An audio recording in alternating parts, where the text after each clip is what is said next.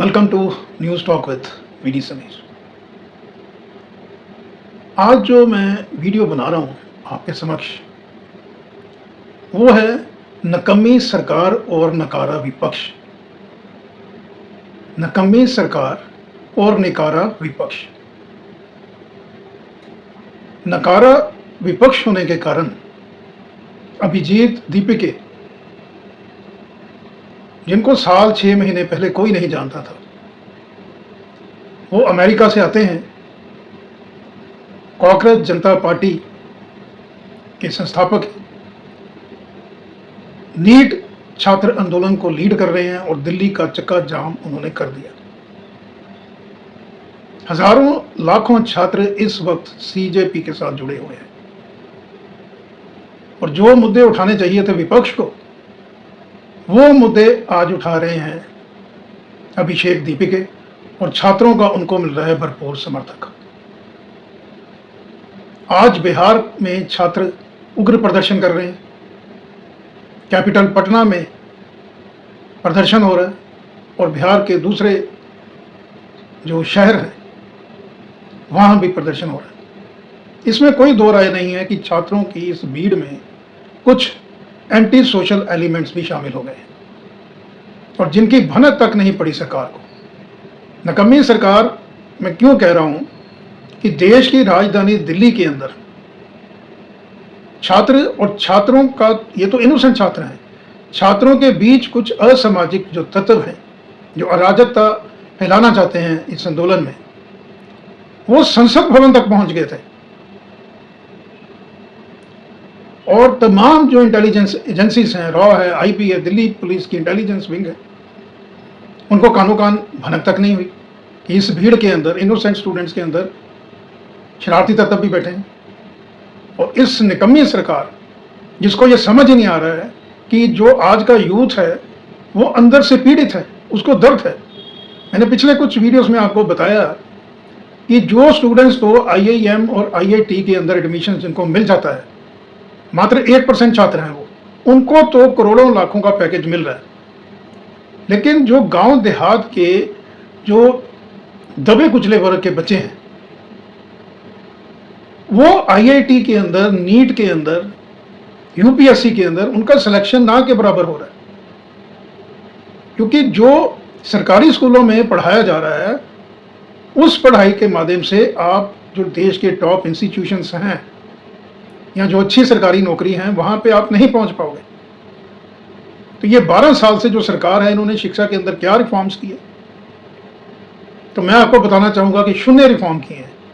आज भी आप देखिए NDA, CDS, central arm police forces में जो असिस्टेंट कमांडेंट की जो अपॉइंटमेंट्स होती हैं, बैंक के अंदर प्रोविजनरी ऑफिसर्स की अपॉइंटमेंट्स होती हैं, पीएसयू के अंदर ऑफिसर कार्डर की अपॉइंटमेंट्स जो होती हैं, यूपीएससी के अंदर जो सिलेक्शंस होती हैं, उसके अंदर गांव देहात के जो पिछड़े लोग हैं उनकी जो संख्या है वो ना के बराबर है।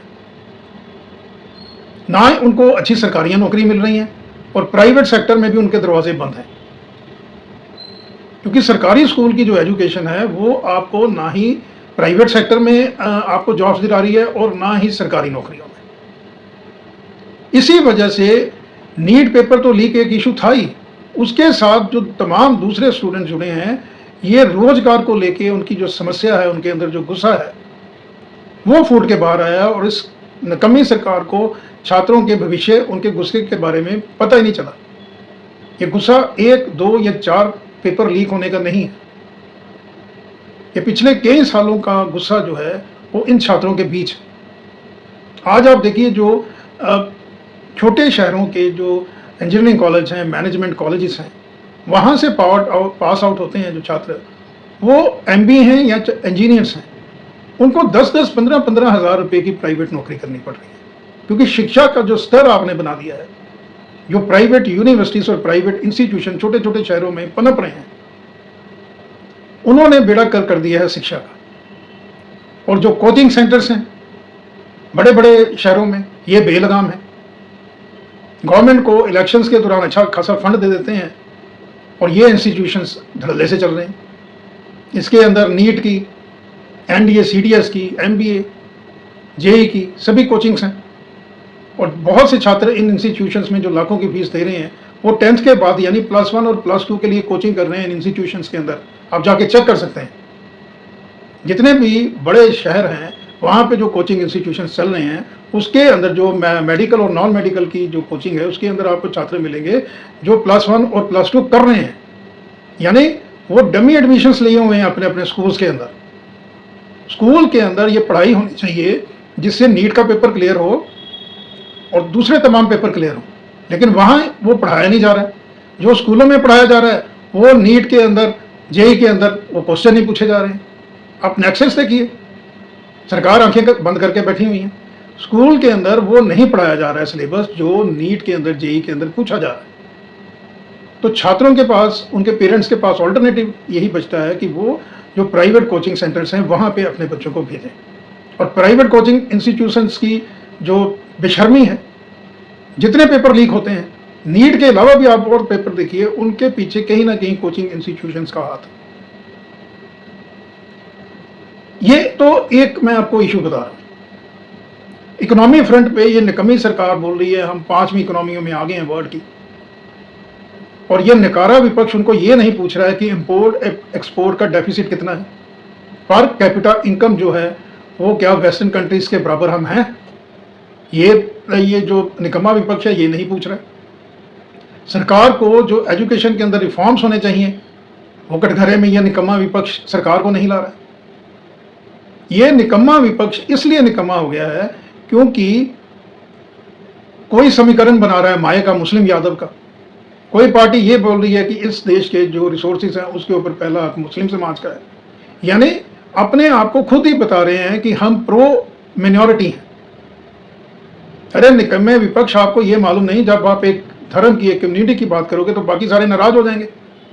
आपने खुद ही अपने पांव पे कुल्हाड़ी मार के आपने एंटी जो हिंदुत्व का जो वेव है जिसका फायदा भारतीय जनता पार्टी पिछले 12 साल से उठा रही है, आप उनको मौका दे रहे हो। उसके बाद देश की जो सबसे बड़ी विपक्षी पार्टी है वो आर्मी को लेकर, सेंटर आर्म पुलिस फोर्सेस को लेकर क्वेश्चन मार्क कर देती है।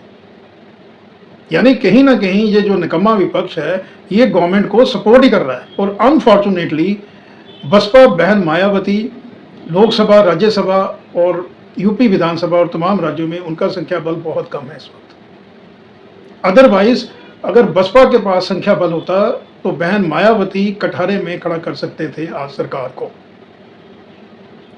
लेकिन जिस तरह से आज देश की स्थिति है उसमें ये मान के चलिए कि आने वाले समय में बसपा जो है वो ही मरहम लगा सकती है छात्रों को और तमाम दूसरे मुद्दों पे, चाहे वो इंटरनल सिक्योरिटी का मामला है, एक्सटर्नल सिक्योरिटी का मामला है, एजुकेशन के रिफॉर्म्स हैं, छात्रों की समस्याएं हैं, दबे कुचलों की समस्याएं हैं, वुमेन एम्पावरमेंट है, इनको सबको देख सकती हैं केवल और केवल बहन मायावती, क्योंकि पिछले 40 साल की उनकी आप जर्नी देखिए।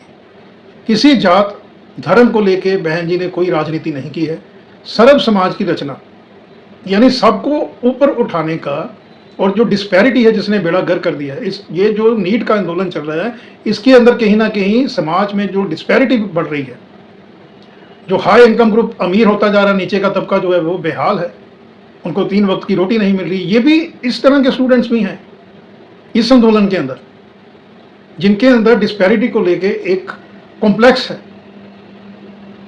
तमाम इस तरह के मुद्दे हैं जिनको एड्रेस कर सकती हैं आने वाले समय में केवल और केवल बहन मायावती, क्योंकि विपक्ष की दूसरे जितने भी दल हैं वो विशेष जाति धर्म की बात करते हैं, लेकिन विशेष जाति धर्म को लेकर सरकारें नहीं बन सकती हैं। और इसी वजह से भारतीय जनता पार्टी देश के ज़्यादातर राज्यों में उनकी सरकार है, सेंटर में वो लगातार बैठे हुए हैं तीसरी टर्म में, क्योंकि इस नकम्मी सरकार को जिन मुद्दों पे घेरना चाहिए उन मुद्दों पे घेरा नहीं जा रहा है। मोदी सरकार बोलती है कि हम देश की सुरक्षा को लेके, देश के सैनिक को लेके, देश के नौजवान को लेके, देश के किसान को लेके हम काम कर रहे हैं, हमारे मैनिफेस्टो में ही है। तो मैं आज इसका पोल खोल के आपको बताता हूँ। सबसे पहले बात करते हैं सेंटर आर्म पुलिस फोर्सेस की, CAPF, जिसके अंदर मैं अपने युवा साथियों को बताना चाहूँगा और देश की दूसरी जनता को, इसके अंदर border security forces, CRPF centre जो पुलिस फोर्सेस हैं, CISF हैं, ITBP हैं। तो इस तरह की जो सेंटर आर्म पुलिस फोर्सेस हैं, इसके अंदर आप देखिए सरकार की बेशर्मी की हद कि डीआईजी एंड अबव जो रैंक है, यानी डीआईजी, आईजी, एडिशनल डीजी और जो डायरेक्टर जनरल हैं इन सेंट्रल पुलिस फोर्सेस के, वो सारे के सारे आईपीएस ऑफिसर्स हैं। और डंडा खाने के लिए जब लॉ एंड ऑर्डर की पोजीशन बनती है, इंटरनल सिक्योरिटी पे जब कोई आंच आती है, अभी ये जो दिल्ली में आंदोलन चल रहा है छात्रों का, इसके अंदर भी जो फ्रंट लाइन पे हैं उसके अंदर आपको आईपीएस ऑफिसर दिखाई नहीं देंगे। डंडा खाने के लिए वहाँ पे कांस्टेबल, एएसआई, एसआई या एसआई रैंक के जो ऑफिसर हैं वो आपको दिखाई देंगे। मैं आपको बताना चाहूँगा कि सेंट्रल आर्म पुलिस फोर्सेस के ऑफिसर्स ने, जवानों ने सरकार से लगातार अपील की है कि उनके जो सीनियरिटी के जो काडर हैं वहाँ पे आईपीएस ऑफिसर्स को आप नियुक्त क्यों कर रहे हैं? क्योंकि सेंट्रल आर्म पुलिस फोर्सेस के अंदर मान लीजिए आप कांस्टेबल रैंक में भर्ती होते हो तो आप सब इंस्पेक्टर या मैक्सिमम इंस्पेक्टर रैंक तक पहुंच जाते हो अगर आपके पास कोई कोटा है, अन्यथा आप एएसआई, एसआई रैंक पे ही आपकी रिटायरमेंट हो जाती है। दूसरा, जो सेंट्रल आर्म पुलिस फोर्सेस में डायरेक्ट ऑफिसर आते हैं असिस्टेंट कमांडेंट, वो असिस्टेंट कमांडेंट भी कमांडेंट तक रिटायर हो जाते हैं। यानी कमांडेंट के आगे जो रैंक हैं जिसमें डीआईजी, आईजी, एडिशनल डीजीपी और डीजीपी, ये सारे IPS officers. Central arm police forces की वर्किंग, किस तरह से वो डंडे खाते हैं, लॉ एंड ऑर्डर को किस तरह से संभालते हैं, जब पुलिस के हाथ से बात निकल जाती है फिर इन फोर्सेस को लगाया जाता है। उस वक्त ये आईपीएस ऑफिसर्स वहां पे नहीं होते हैं। जमीन से जुड़ा हुआ काम करते हैं सेंट्रल आर्म पुलिस फोर्सेस में जो डायरेक्ट एंट्री आते हैं, चाहे वो कांस्टेबल हैं चाहे वो ऑफिसर्स हैं। लेकिन उनकी जब ऊपर के रैंक की प्रमोशन है वहां आईपीएस ऑफिसर्स को आप बिठा देते हैं। इसको लेके भी बहुत ज्यादा रोष है और सरकार, इस नकमी बहरी सरकार को ये समझना चाहिए कि जिस तरह से छात्रों के अंदर रोष था लगातार, गवर्नमेंट उसको एड्रेस नहीं कर पाई, समझ नहीं पाई। खुदा ना खास्ता इन फोर्सेस के अंदर अगर इस तरह का रोष लगातार बढ़ रहा है तो फिर आप समझ सकते हैं देश की इंटरनल सिक्योरिटी, एक्सटर्नल सिक्योरिटी कहां पहुंचेगी। तो इस निकम्मी बहरी सरकार को ये चाहिए कि सेंट्रल आर्म पुलिस फोर्सेस के साथ बैठ के, उनके रिप्रेजेंटेटिव्स के साथ बैठ के उनको इंश्योर किया जाए कि कम से कम जो आईजी का रैंक है वो काडर को दिया जाएगा, जो direct central arm police forces में आते हैं। उनका जो डीजीपी है वो आईपीएस हो सकता है, इसको माना जा सकता है, लेकिन नीचे के रैंक्स वो विद इन काडर सरकार को भरने चाहिए। वहां पे ये रोष लगातार बढ़ रहा है और मैं अपने चैनल के माध्यम से ये सरकार को बताना चाहता हूं। दूसरी बात करते हैं आर्मी की। आर्मी के अंदर जो फ्रंट लाइन वॉरियर्स हैं वो हैं हमारे जवान, और इन्होंने अग्निवीर जो स्कीम अनाउंस कर दी है, जिसके अंदर जो एक परमानेंट नौकरी किया करते थे जवान 18 साल, 20 साल, 22 साल, उसको खत्म कर दिया गया। यानी ये जो जवान थे ये एनसीओ कैटेगरी में आते हैं, नॉन कमीशन ऑफिसर। यहां अग्निवीर स्कीम घुसा दी है और ये एनसीओ फिर प्रमोट होके जाते थे जेसीओ में, जूनियर कमीशन ऑफिसर।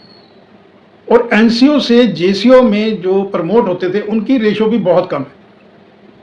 एक तो सरकार को अग्निवीर जो अपनी योजना है उसके अंदर विचार विमर्श करना चाहिए, क्योंकि जो आर्मी के बड़े बड़े ऑफिसर्स हैं, खासकर जो रिटायर हो गए हैं, इन सर्विस ऑफिसर्स तो नहीं बोल सकते हैं, लेकिन जो रिटायर हो गए हैं उनका भी ये मानना है कि अग्निवीर जो है ये आर्मी के लिए बेहतर ऑप्शन नहीं है।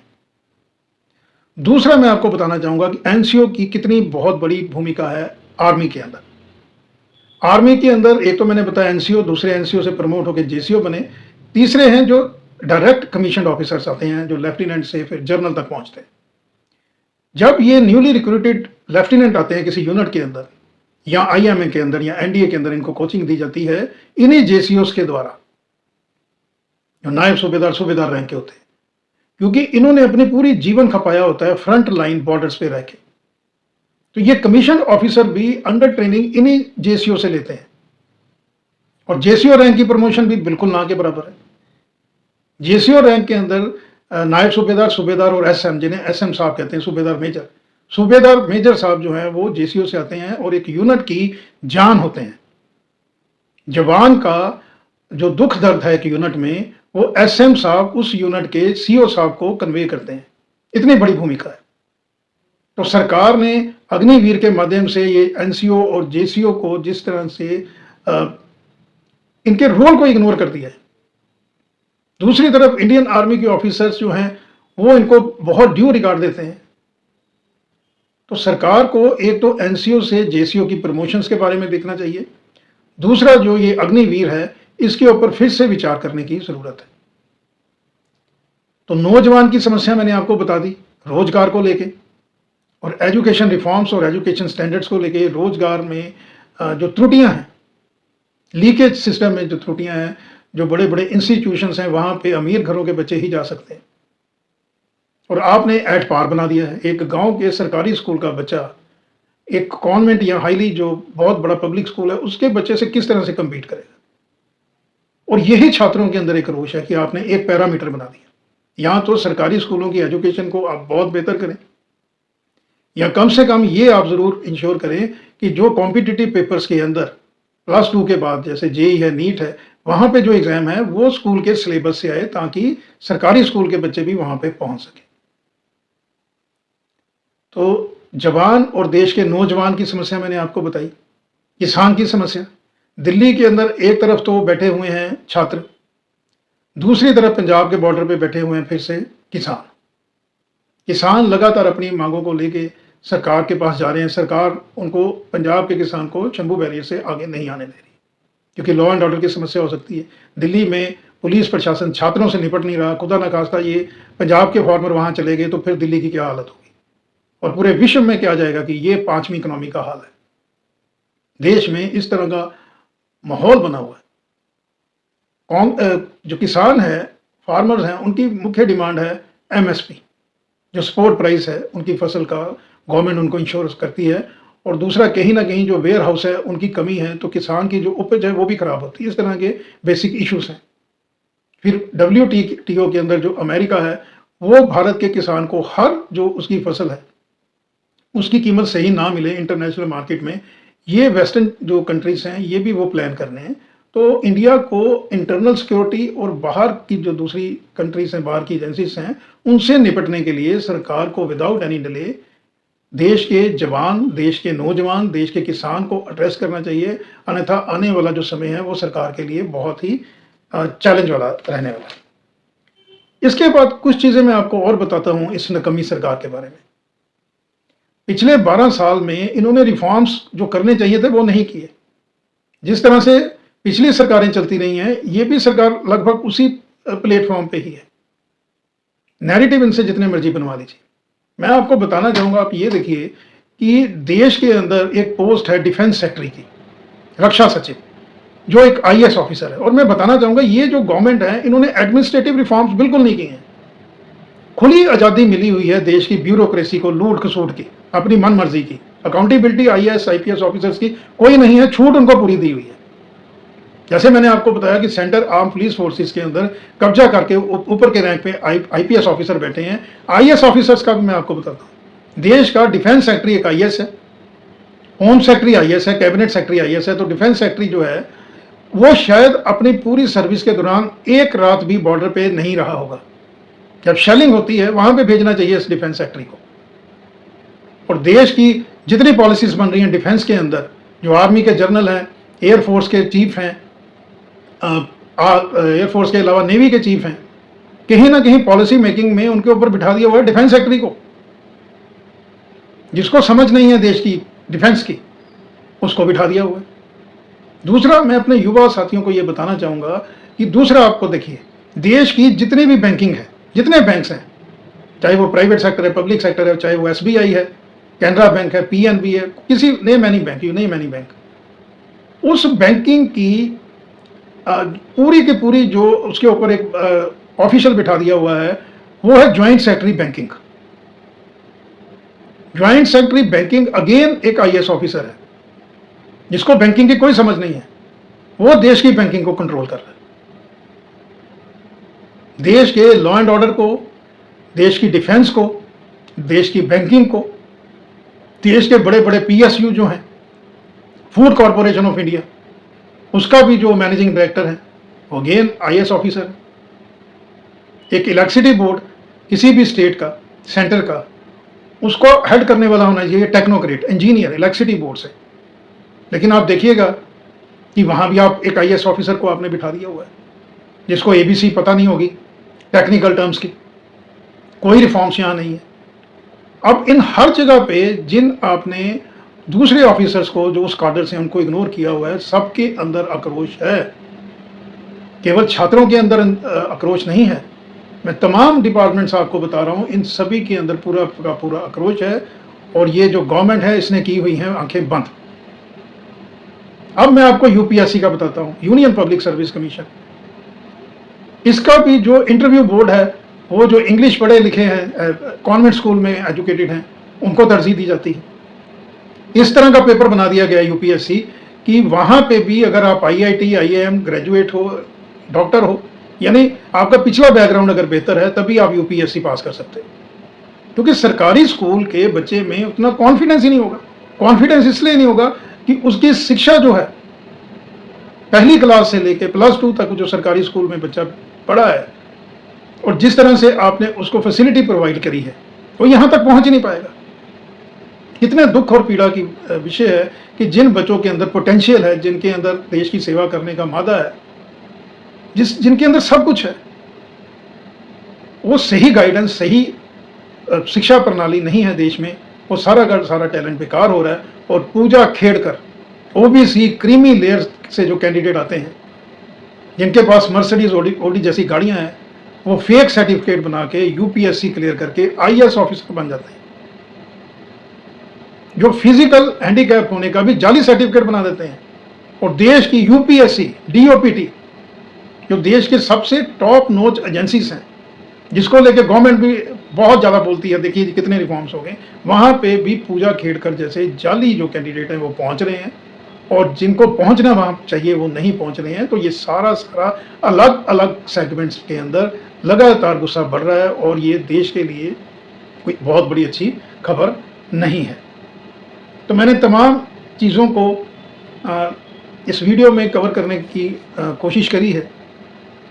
गवर्नमेंट को ये डेफिनेटली चाहिए कि एजुकेशन रिफॉर्म्स इमीडिएटली किए जाए, एट पार बनाया जाए। CBSE जो है उसके साथ स्टेट बोर्ड जो हैं, यानी सरकारी जो बोर्ड हैं, उनको एट पार किया जाए। वहाँ पे फैसिलिटीज़, क्लासरूम्स, IT के अंदर अवेयरनेस, ये सारी की सारी उन छात्रों को दी जाए। अन्यथा आने वाले समय में ये जो दिल्ली में अभी कॉकरोच जनता पार्टी का आंदोलन चल रहा है, ये देशव्यापी हो सकता है और इसके अंदर दूसरे तमाम लोग भी जुड़ सकते हैं। तो फिर गवर्नमेंट को संभालना बहुत मुश्किल हो जाएगा। और जैसे मैंने आपको बताया कि विपक्ष, सरकार निकम्मी है, विपक्ष उससे भी ज़्यादा निकम्मा है। विपक्ष ने, अलग अलग पार्टियों ने अपने आप को कहीं ना कहीं एंटी हिंदू का टैग लगा दिया है, जिसकी वजह से जो दूसरा वोट बैंक है उनके पास कोई ऑल्टरनेटिव नहीं है। भारतीय जनता पार्टी उनके पास एक मात्र ऑल्टरनेटिव है। और भारतीय जनता पार्टी, NDA की गवर्नमेंट किस तरह का काम कर रही है, मैंने इस छोटे से वीडियो में आपको बताने का प्रयास किया है। मजदूर, उसकी हालत लगातार ख़राब हो रही है और कुछ इंडस्ट्रीज, जैसे मैंने पिछले तमाम वीडियोस में आपको बताया, वो देश की जो मलाई है वो खा रहे हैं। एक फैक्ट्री के अंदर, एक इंडस्ट्री के अंदर मजदूर बेहाल है, लेकिन उस फैक्ट्री का जो ऑनर है वो माला माल है। इंडस्ट्रियल रिफॉर्म्स भी नहीं हो रहे हैं। तो हर फ्रंट पे इस गवर्नमेंट को क्वेश्चन किया जा सकता है। इनसे क्वेश्चन किया जा सकता था नोटबंदी में, अभी भी किया जा सकता है कि आप बताइए जो नोटबंदी की है उससे काला धन कितना खत्म हो गया। स्विस बैंक से काला धन आप कह रहे थे हम लाएंगे, और जिन लोगों का काला धन वहाँ है वो लिस्ट भी हम पब्लिश करेंगे। दाऊद इब्राहिम को हम ले आएंगे। नोटबंदी के कारण जो उग्रवाद है वो जम्मू कश्मीर में कम होगा। विजय माल्या, नीरव मोदी जैसे लोग जो हमारी बैंकिंग को ख़त्म करके हज़ारों लाखों करोड़ का जो आम जनता का पैसा है, जो FD RD डिपॉजिट के रूप में बैंकों में जमा है, वो लेके ये भागे हुए हैं। और ये अंडरग्राउंड नहीं है, ये UK के अंदर है। तो हम विश्व गुरु हैं। ये लोग क्या, इनको हम घसीट के लेके नहीं आ सकते इंडिया में? एक तरफ हम बोलते हैं विश्व गुरु हैं और दूसरी तरफ ये सरकार जो है वो लाचार बैठी हुई है। और कुछ हाईवेज बना दिए हैं, सुपर हाईवे बना दिए हैं, वंदे भारत जैसी ट्रेन्स आ गई हैं। वंदे भारत जैसी ट्रेन्स या जो 6 लेन हाईवेज हैं, ये सुपर रिच क्लास के लिए हैं। देश की आम जनता को मूर्ख बनाना छोड़िए। वंदे भारत में आम आदमी बैठ सकता है? किसके लिए बनाई है आपने वंदे भारत? आज लालू यादव को हम चारा घोटाला में या दूसरी तमाम करप्शन में उनको कोसते हैं रोज।